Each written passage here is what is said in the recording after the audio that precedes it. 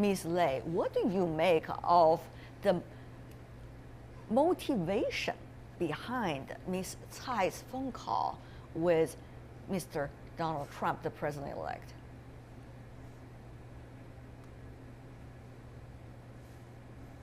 Well, certainly this is a very opportunistic call for Ms. Tsai Ing-wen because one of the U.S. envoy was visiting Taiwan and facilitated this call, and it's reported to be Mr. Yates.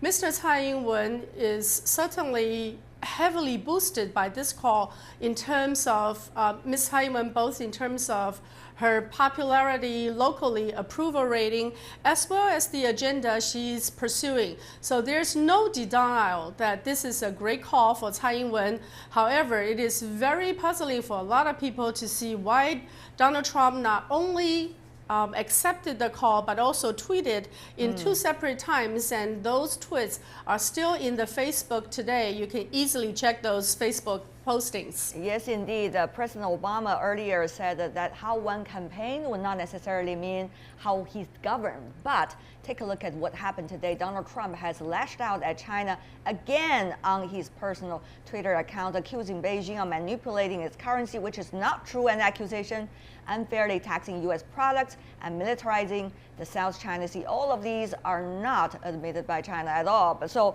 Mr. Ye, once and again, from Beijing's perspective, or at least as a scholar like you, what do you think the president-elect, Mr. Trump, is trying to achieve? In my understanding, firstly, this phone call between Donald Trump and the Tsai Ing-wen, I think it's a pragmatic issue, and it's mainly because of some lobbyist activity in D.C. But on the other hand, we noticed that Donald Trump also obviously would like to see some consequence. So talking about his motivation, in my personal opinion, it doesn't matter because he definitely didn't want to take this back. They want to see what will happen. So this kind of the trick for Donald Trump. Before he's taking the power, he want to send a release, signals to wait and see what's the potential response from China. If China want to argue with them, we'll provide more weapons for Donald Trump to launch the diplomatic action against China when he takes the power. But if China remains silent, we'll lay the foundation, new foundation for Donald Trump. So formulate his policy towards China. That means, okay, such kind of things you can take it, and this will be the new base. Right. So that is the dilemma, of course, Beijing is facing right now. But what about for Taipei, particularly for the Kuomintang party? We understand that Ms. Tsai from the ruling party now, her action would win her approval rating high, maybe for now, but not necessarily for the stability and peace of Taiwan for near future and much more for the long term. Ms. Lei, given this background, President-elect, Ms. Tsai just in power, and all in transition, how do you think the Kuomintang should react to this and see the realities on the island?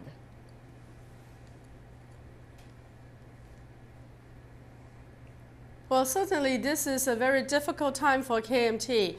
KMT has advocated a peace and development approach with mainland China, arguing that that is the best way to secure stability and peace for the region.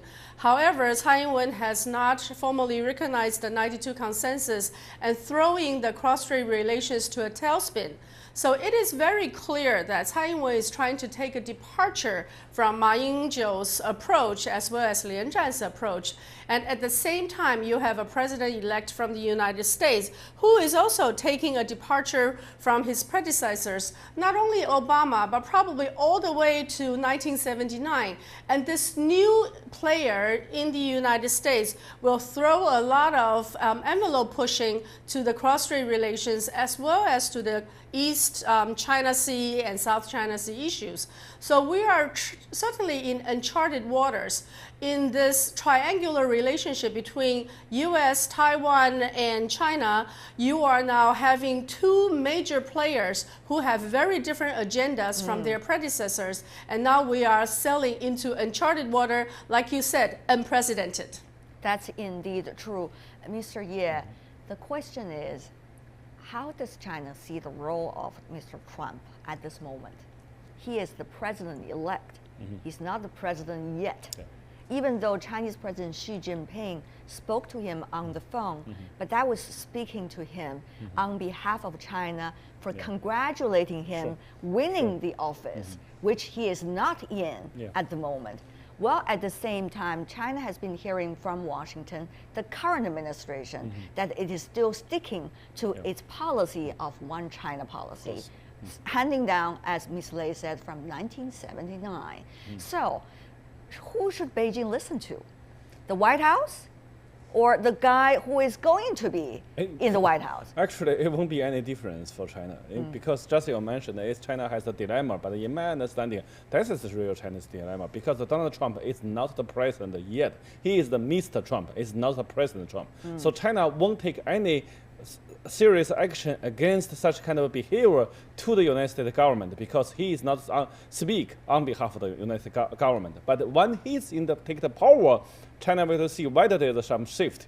Right. While he was the president elected, all the president on duty. So this still have some time window. But for China, the question is, if China just remains silent, Donald Trump will say, okay, China is a country they can bully. So for China, had to make a certain level response, but unfortunately, this response may not targeting on the United States, but probably will targeting on Taiwan Island. I will see. We see what might be happening. Mr. Douglas Paal is joining us on the phone. Mr. Paal, of course, is the Vice President of the Carnegie Endowment for International Peace, very experienced diplomat from the U.S., been working in Taiwan for years. Mr. Paal, many would ask, people like you in Washington, how have you been responding to Mr. Trump's rhetorics and the phone calls with Ms. Tsai Ing-wen?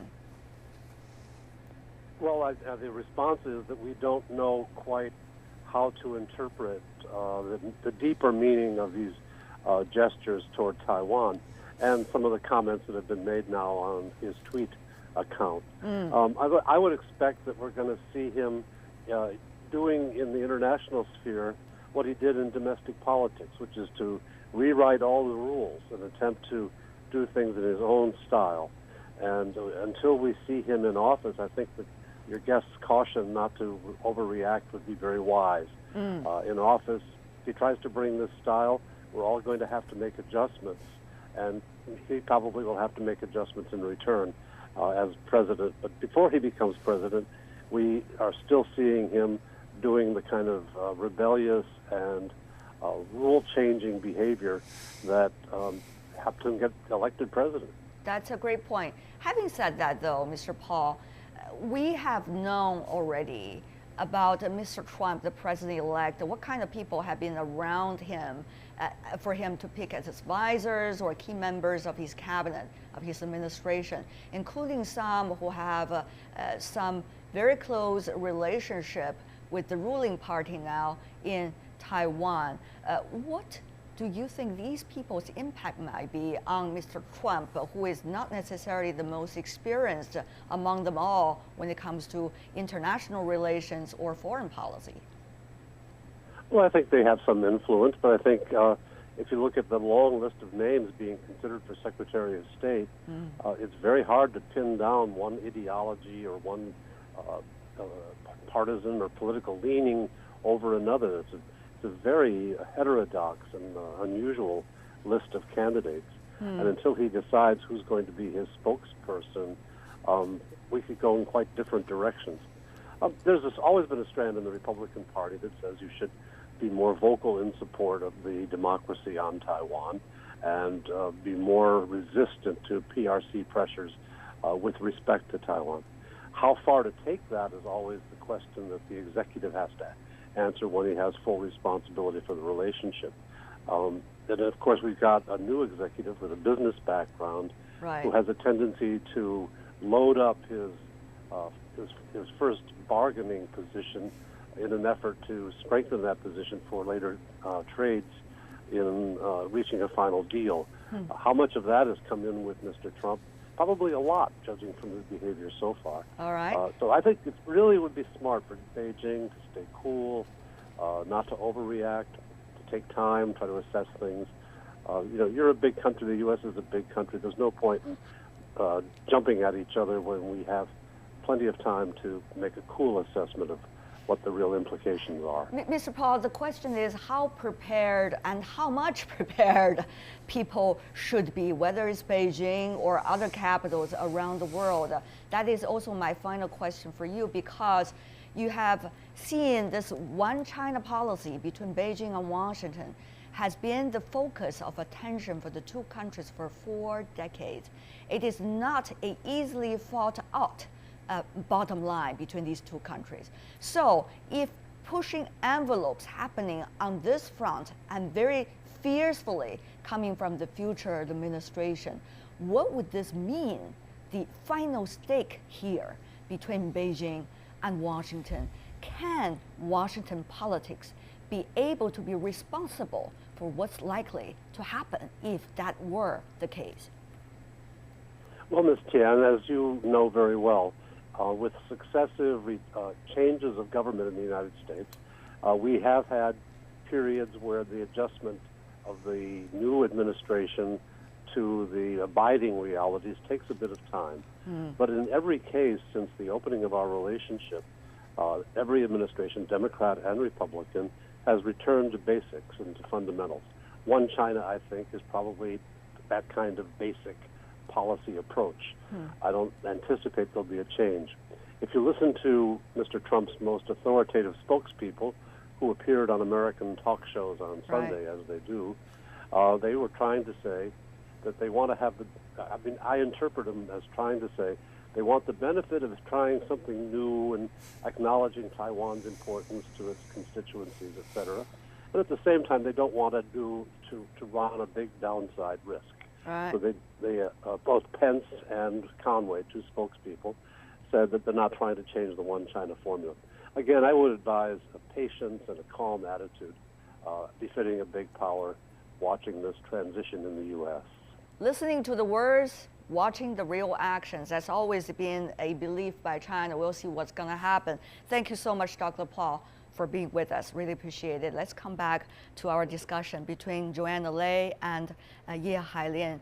Ms. Lei, may I ask you, in the coming year, there is going to be another round of arms sales to Taiwan from the United States. Every time China PRC protested against it, but every time with the strong political backing Washington, it could happen. It could happen this time as well. So there's likely to be a series of events which is likely to be the tester about what Washington really means. How do you see the meanings possibly to come out of these already frequent events and barometers?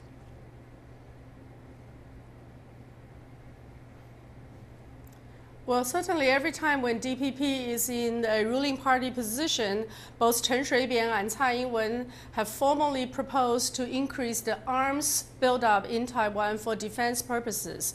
So Mr. Donald Trump, the president-elect, also mentioned that U.S. sells billions of dollars of arms to Taiwan and why he shouldn't answer a call. So there is a precursor. I think they're setting the stage for greater arms sales to Taiwan in the years to come. And this is also one of the 5 economic pillars announced by Ms. Tsai Ing-wen.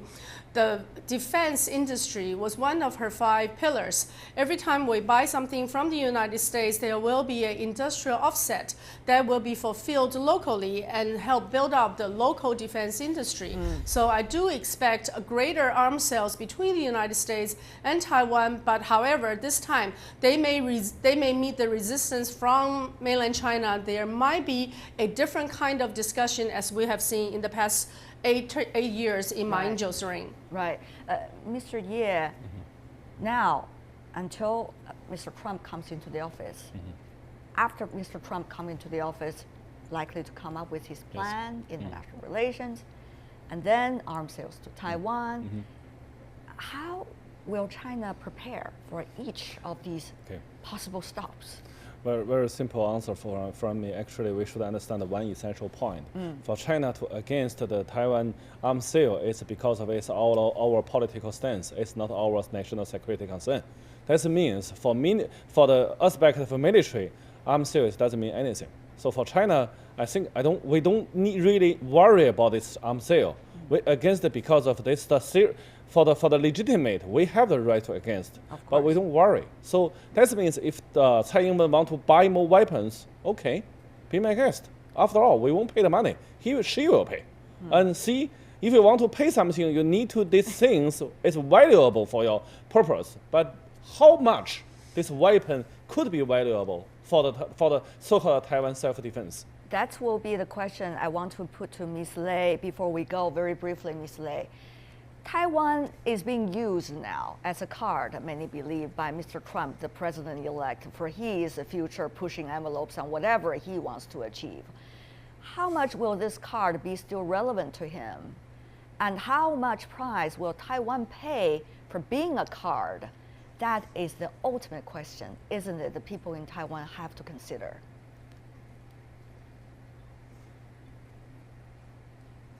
Well, last time in Chen Shui-bian's first term, he proposed over 600 billion NT dollars arms purchase procurement from the United States, and we do expect Tsai Ing-wen to propose something in the similar scale. I think it is clear that Donald Trump is playing with the element of surprise. He's trying to set up and establish a first mover advantage, but he's also a very shrewd business person. We hope that he will come back to another element of compromise, and at the end of the day, to rebuild his relationship with PRC. The more stable the U.S.-PRC relationship is, probably the better it will be for Taiwan as well.